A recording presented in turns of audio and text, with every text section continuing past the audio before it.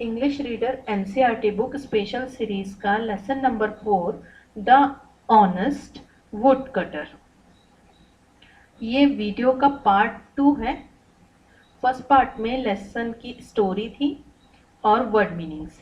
Second part में exercises. आप book open करेंगे और हम स्टार्ट करेंगे अब इसकी एक्सरसाइजेस। एक्सरसाइजेस में सबसे पहले हमारे पास है लिसन एंड रिपीट, मीन्स सुनो और दोहराओ।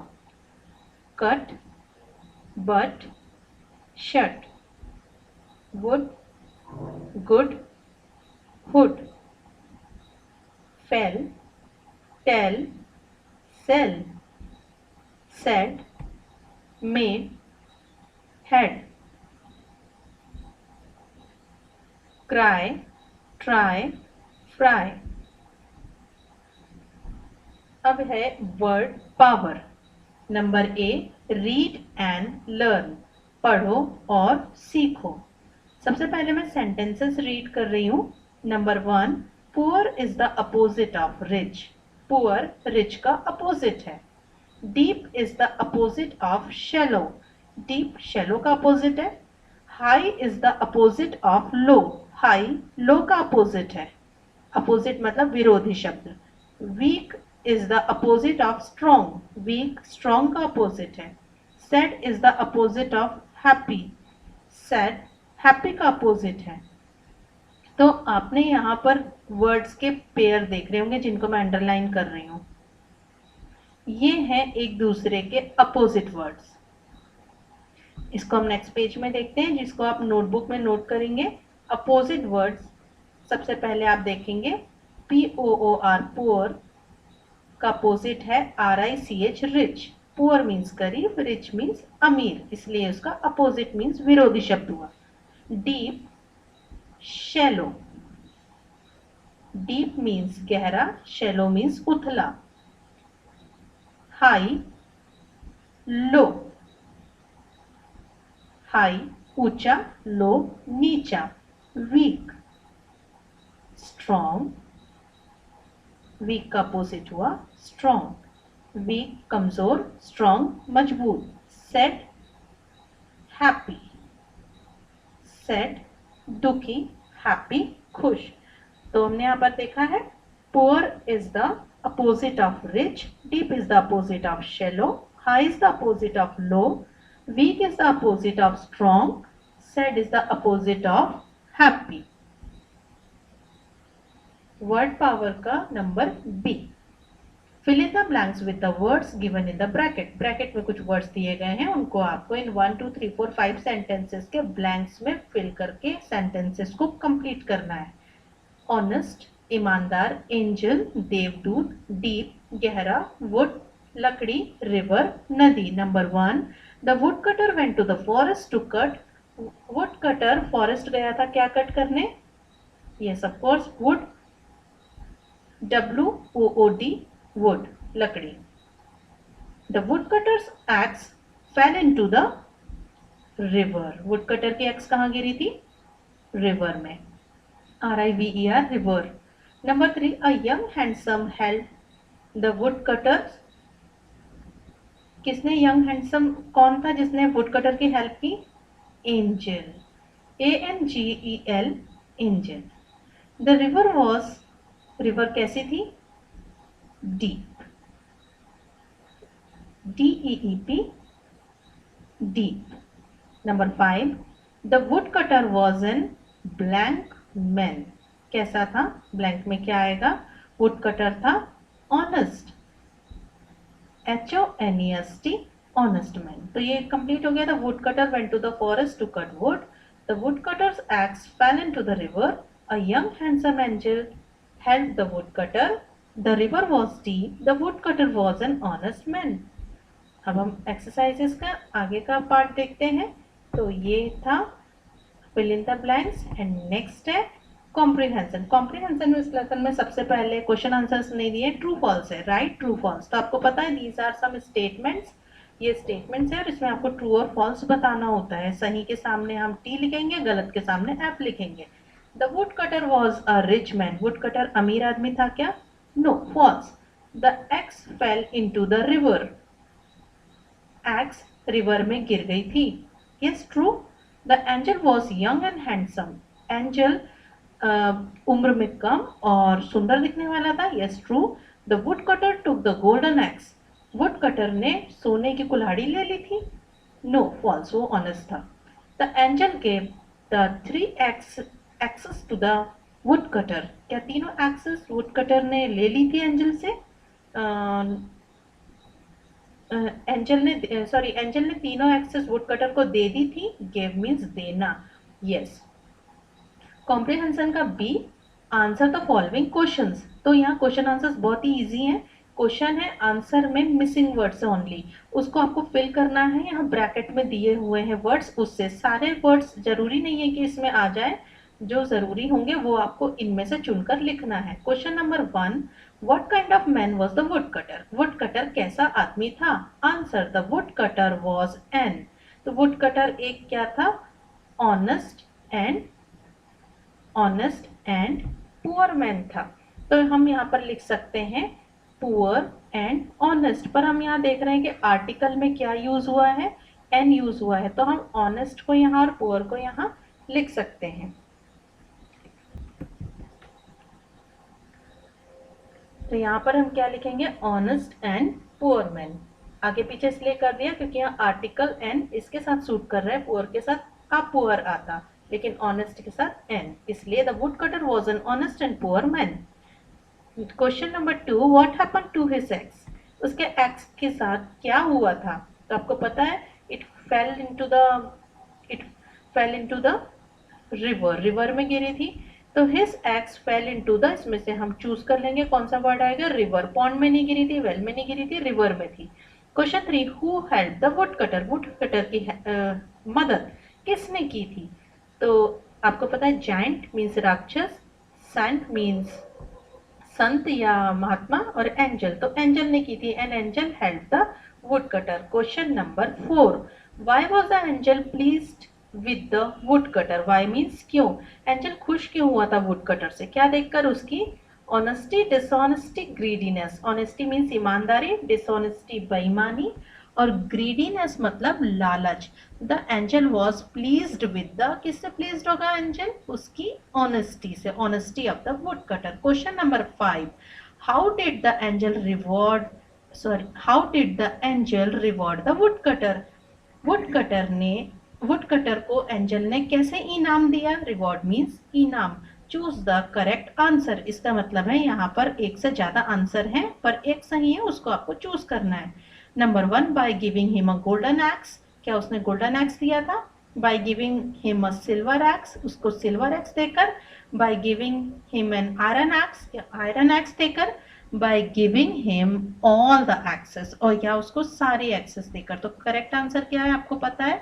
Bye giving him all the axes, and this is the correct answer. तो ये आपके कॉम्प्रिहेंशन के क्वेश्चन आंसर्स कंप्लीट हो गए। अब नेक्स्ट पार्ट है इस लेसन का ग्रामर, ग्रामर इन यूज। तो ग्रामर आपको यहाँ पर आप देख रहे हैं, आपको एक टेबल बना हुआ है, इसमें लिखा है कंप्लीट द टेबल, मीन्स जहां जहां ये टेबल में आपको खाली बॉक्सेस दिख रहे हैं ना, ये आपको कंप्लीट करना है। इस टेबल के 1 2 3 4 कॉलम्स है। तो इन 4 कॉलम्स में आप देखेंगे कि यहाँ पर लिखा है सिंपल सेंटेंसेस, मतलब ये सरल वाक्य यहाँ पर बने। कैसे? This is your bed, this is your book, this is your hat, this is your house, this is your bicycle, this is your pen. This मतलब यह एक बैट है, यह एक बुक है, यह एक हैट है। इस तरीके के सिंपल से सेंटेंसेस है। और सेकंड कॉलम में लिखा हुआ है इंटेरोगेटिव फॉर्म। इसी सेंटेंस का इंटेरोगेटिव फॉर्म मतलब क्वेश्चन पूछने वाला फॉर्म। जैसे यदि यहाँ मैं बोल रही हूँ दिस इज योर बैट, यह तुम्हारा बैट है, और यहाँ पूछ रहे हैं इज दिस योर बैट, क्या ये तुम्हारा बैट है? तो क्वेश्चन पूछा है ना, तो लास्ट में आया है क्वेश्चन मार्क। तो यहाँ पर हमें बनाना है क्वेश्चन, मतलब इन सिंपल सेंटेंसेस से यहाँ पे क्वेश्चन बनाना है। तो यहाँ पे सेंटेंस का फॉर्म है सिंपल, यहाँ पे सेंटेंस बना दो इंटेरोगेटिव। इंटेरोगेटिव का मतलब होता है प्रश्नवाचक, यानी प्रश्न बना दो। जैसे आपने बोला मेरा नाम अमित है और किसी ने पूछा तुम्हारा नाम क्या है, तो मेरा नाम अमित है, सिंपल सेंटेंस हुआ, और तुम्हारा नाम क्या है, इंटरोगेटिव हुआ। अब यदि क्वेश्चन पूछते हैं तो उसके दो आंसर हो सकते हैं, और वो भी क्वेश्चन जब इज से पूछा जाए तो उसका आंसर यस या नो में होगा, तो शॉर्ट आंसर हम उसका दे देंगे यस इट इज। और कॉन्ट्रैक्टेड आंसर मतलब जो पिछला आंसर दिया है उसका ठीक उल्टा आंसर क्या हो जाता है, उसका कॉन्ट्रैक्टेड, तो यस का उल्टा होता है नो इट्स नॉट। तो पहला आंसर होगा यस इट इज, हाँ ये है, और उसका आंसर क्या होगा, या तो वो आपका बैट होगा या तो आपका बैट नहीं होगा। तो यदि है तो बोलेंगे यस इट इज, और नहीं है तो नो इट्स नॉट। तो हम यहाँ से स्टार्ट करते हैं, दिस इज योर बुक, इसको देखकर हम इंट्रोगेटिव फॉर्म बनाते हैं। तो यहाँ पर कैसा बन जाएगा, इज दिस योर बुक, बनाया कैसे है, इज और दिस की अदला बदली कर दी जगह पर, यानी इज को सामने ले आया, दिस को उसके बाद। अब सीधी सी बात है, इज यदि सामने गया है तो इज हो जाएगा कैपिटल, और दिस सेकेंड नंबर पे चला गया तो दिस का टी हो जाएगा स्मॉल, इज का आई कैपिटल, दिस का टी स्मॉल, और बाकी के वर्ड्स जैसे के तैसे, और लास्ट में फुल स्टॉप की जगह आ गया क्वेश्चन मार्क। तो ये सेंटेंस बन गया सिंपल से इंटेरोगेटिव। तो this is your book, is this your book, short answer yes it is, contracted answer no it's not, क्या ये तुम्हारी बुक है, हाँ है, नहीं नहीं है। ठीक है, फिर this is your hat, hat means क्या होती है, टोपी की तरह। This is your hat, is this your hat, yes it is, no it's not. This is your house, simple sentence, interrogative form इसका बन जाएगा is this your house, short answer yes it is, contracted answer no it's not. This is your bicycle, क्या ये तुम्हारी cycle है, is this your bicycle, sorry, this is your bicycle, यह तुम्हारी bicycle है। Interrogative, is this your bicycle, क्या ये तुम्हारी बाइसिकल है, यदि आंसर हाँ है तो यस इट इज, नहीं है तो no it's not. This is your pen, यह तुम्हारा पेन है, इज दिस योर पेन, क्या ये तुम्हारा पेन है, यस इट इज, हाँ है, नो इट्स नॉट, नहीं है। तो इस तरीके से आपने ग्रामर में आज आपने क्या सीखा, सिंपल सेंटेंस को इंटरोगेटिव सेंटेंस में बनाना और फिर उसका यस या नो में आंसर करना। आगे हम बढ़ते हैं, लेट्स टॉक, ये भी बहुत अच्छा है। देखेंगे इसमें दो कॉलम्स दिए हैं, column A and column B, एक टेबल बना हुआ है, यहाँ लिखा है read the following table and frame 5 sentences. तो आपको क्या करना है, इस टेबल को ध्यान से देखना है और यहाँ पर अच्छे से पढ़ना है इसको, और 5 सेंटेंसेस फ्रेम करना मीन्स बनाना है। यहाँ कॉलम ए के सेंटेंसेस को कॉलम बी के साथ जोड़ना है, जरूरी नहीं है पहले के साथ पहला दूसरे के साथ दूसरा नहीं। अच्छा, बीच में आप देख रहे हैं एक और कॉलम बना है, बीच वाला, इसमें लिखा है बट, बट का मतलब होता है किंतु या परंतु, यानी सीधी सी बात है कि आपको कॉलम ए का एक सेंटेंस लेना है जो कि पूरा नहीं है, और यहाँ पर बीच में बट लगाना, और कॉलम बी से एक लेना, इस तरीके से बना देना है। हम इसको रीड करते हैं, सबसे पहले लिखा है ना रीड द फॉलोइंग टेबल, पहले रीड करेंगे फिर फ्रेम करेंगे। Number 1, a car has 4 wheels, car के 4 चक्के होते हैं, बट बाद में देखेंगे इसको। द डोर इज शट, दरवाजा बंद है। A lion is a wild animal, शेर जंगली जानवर है। अ कैमल इज बिग, ऊंट बड़ा है। अ बिल्डिंग इज लार्ज, बिल्डिंग बड़ी है। यहाँ बट लगा है बीच में, फिर हमको बट लगा के इन सेंटेंसेस को किसी एक सेंटेंसेस के साथ फ्रेम कर देना है। अ रेट इज स्मॉल, चूहा छोटा है, एक चूहा छोटा है। अ स्कूटर हैज टू, स्कूटर के पास 2 हैं। अ हट इज स्मॉल, झोपड़ी छोटी है। A cow is a domestic animal, गाय पालतू पशु है। द विंडो इज ओपन, खिड़की खुली है। तो अब हम बनाते हैं, फ्रेम करते हैं sentences. Number 1, a car has 4 wheels, but, तो यहाँ पे व्हील्स की बात कोई गाड़ी वाला सेंटेंस है क्या, हाँ ये है, व्हीकल है इसमें, यहाँ पर ये व्हीकल है कार, तो यहाँ भी व्हीकल हमने स्कूटर वाला ले लिया, तो इसको इन दोनों को हम मिला के बनाते हैं। A car has 4 wheels but a scooter has only 2, देखिए यहाँ फिर से हैज ओनली 2, हमें समझ में आ जा रहा है कि यहाँ पर भी यदि यहाँ पे कार के व्हील्स की बात हो रही है तो यहाँ पर भी स्कूटर के व्हील्स की बात हो रही है, जबकि यहाँ व्हील्स लिखा ही नहीं है। तो ये सेंटेंस अकेला तो इनकम्प्लीट था, इसके साथ देखिए इसमें मीनिंग आ गया कि a car has 4 wheels but a scooter has only 2. Next sentence, the door is shut but the window is open. Third sentence, a lion is a wild animal but a cow is a domestic animal. Number 4, a camel is big but a rat is small. Number 5, a building is large but hut is small.